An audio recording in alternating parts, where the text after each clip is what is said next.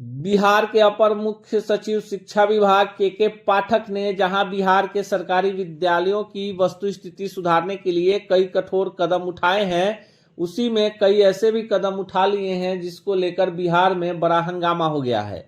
नया मामला बिहार के सरकारी विद्यालयों के लिए 2024 की सरकारी छुट्टियों की नई सूची है, जिसमें कुल 60 दिनों के अवकाश का प्रावधान किया गया है। बता दें कि बिहार में इन दिनों के पाठक के द्वारा अपर मुख्य सचिव का पदभार ग्रहण करने के बाद कई बार सरकारी छुट्टियों को लेकर बड़ा हंगामा हो गया है। इस वर्ष बिहार में रक्षाबंधन के दिन स्कूलों को खोल दिया गया था, जिसमें शिक्षक तो डर के मारे 100% उपस्थित रहे, पर एक भी बच्चा पूरे बिहार के किसी भी सरकारी विद्यालय में नहीं आया।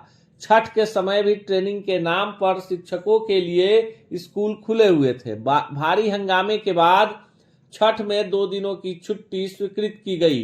रविवार को भी अपने कार्यवश सरकारी विद्यालयों को खोलने का आदेश दिया गया है। ऐसे में अब छुट्टियों में 60 दिनों के छुट्टियों का प्रावधान किया गया है। शिक्षा विभाग ने राज्य के सभी सरकारी प्रारंभिक, माध्यमिक और उच्च माध्यमिक स्कूलों, मकतबों के लिए कैलेंडर वर्ष 2024 के लिए अवकाश घोषित कर दिए हैं।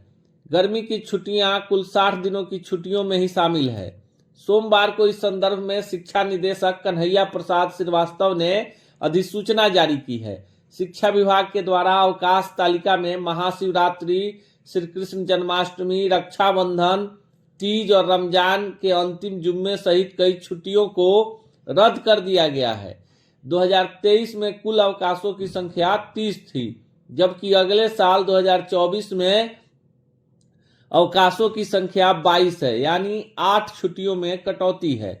शिक्षा विभाग की मंशा है कि प्रत्येक साल प्रारंभिक विद्यालयों में कम से कम 220 दिन का क्लास हो। पिछले साल के वार्षिक अवकाश कैलेंडर की तुलना करें तो पिछले बार भी छुट्टियां बराबर थी, लेकिन विशेष अवकाश निरस्त करने के बाद इस बार भी उतनी ही है।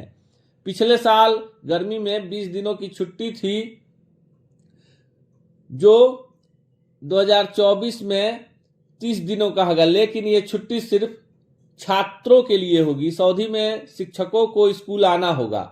ईद और बकरीद के अवकाश में इजाफा हुआ है।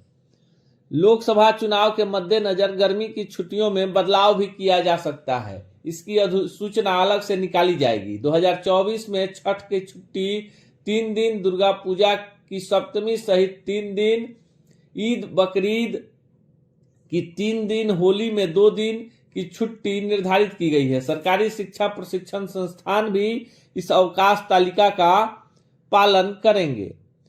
हर गुरुवार को विद्यालय में पूरे दिन की गतिविधि होगी। भोजनावकाश के बाद अभिभावकों के साथ बैठक होगी और बाल संसद भी होगा।